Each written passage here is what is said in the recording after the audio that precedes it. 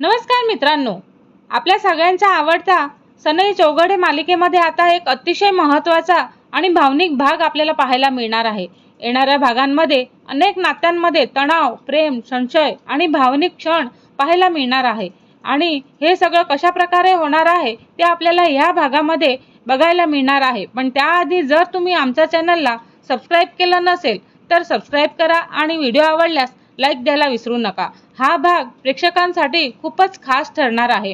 या भागाच्या सुरुवातीला आपण पाहणार आहोत की गौतम अजूनही हॉस्पिटलमध्येच असतो, पण त्याची तब्येत आता आधीपेक्षा बरी झालेली असते। डॉक्टर त्याची तपासणी करून त्याला डिस्चार्ज देण्याचा निर्णय घेतात, मात्र डॉक्टर त्याला स्पष्टपणे सांगत असतात की त्याने आता पूर्ण विश्रांती घ्यायला पाहिजे आणि पुन्हा कोणत्याही टोकाला किंवा धोकादायक निर्णय घेऊ नये। गौतमच्या तब्येतीबद्दल त्याचं संपूर्ण कुटुंब खूप काळजीत असतात आणि विशेषतः त्याचा भाऊ जय आणि त्याची आई तेजस्विनी त्याच्याकडे खूप लक्ष देत असतात। आईच्या चेहऱ्यावरती काळजी आणि प्रेम दोन्हीही आपल्याला स्पष्ट दिसत असतं। गौतमला घरी घेऊन जाताना सगळेच त्याला आधार देत असतात। हा प्रसंग खूप भावनिक असणार आहे। दरम्यान दुसऱ्या बाजूला आपण पाहतो की शर्वरी आणि आशावरीच्या घरामध्ये एक वेगळंच वातावरण पाहायला मिळणार आहे। शर्वरीची आई पमा एक खास योजना आखते। ती संपूर्ण कुटुंबांसाठी मूनलाईट डिनर म्हणजेच चांदण्यांच्या रात्री जेवणाचा कार्यक्रम आयोजित करत असते आणि ह्या कार्यक्रमाचं कारण असं असतं की कुटुंबातील सगळ्यांनी एकत्र वेळ घालवावा आणि आनंदाचे क्षण तयार व्हावेत। ह्यावेळी आशावरीची आई पमा यांच्या मनामध्ये मात्र वेगळीच भावना चालू असते, कारण लग्नानंतर आशावरी आपल्या घरी सासरी जाणार आहे आणि ह्या विचाराने ती खूपच भावुक होते। आपल्या मुलीपासून दूर जाण्याची वेळ जवळ येत आहे असं असल्यामुळे तिच्या डोळ्यामध्ये पाणी येतं आणि हा प्रसंग आई आणि मुलीच्या नात्यातील भावनिक बाजू दाखवणारा असणार आहे। ह्यानंतर कथेमध्ये एक मोठा ट्विस्ट पण आपल्याला पाहायला मिळतो आणि तो म्हणजे शर्वरीने जयच्या कंपनीतून राजीनामा दिलेला असतो।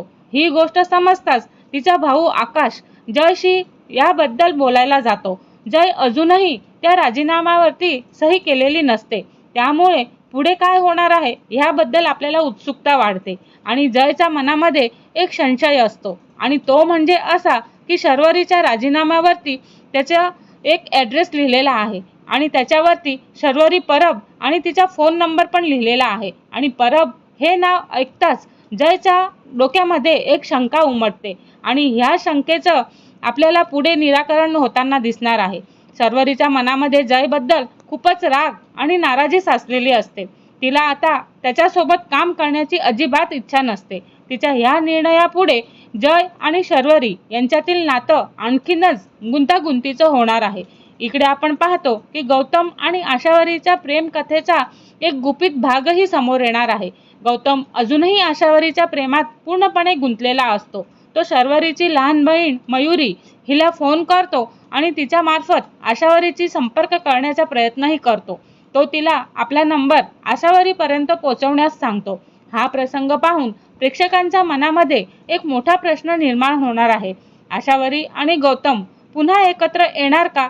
दरम्यान जयच्या मनातही संशय निर्माण होऊ लागतो। गौतमच्या मुलीवरती जो प्रेम करतो ती त्या कुटुंबातलीच कोणीतरी आहे असा संशय जयच्या मनामध्ये आहे असा त्याला संशय येऊ लागतो आणि हा संशय पुढे मोठ्या वादाचं कारण पण ठरू शकणार आहे। थोडक्यातच सांगायचं झालं तर या भागामध्ये गौतम आणि आशावरीच्या प्रेमाचा संघर्ष आणि शर्वरीचा जयबद्दलचा राग आणि कुटुंबातील भावनिक नात्यांचे ताणतणाव हे सगळं एकत्र पाहायला मिळणार आहे।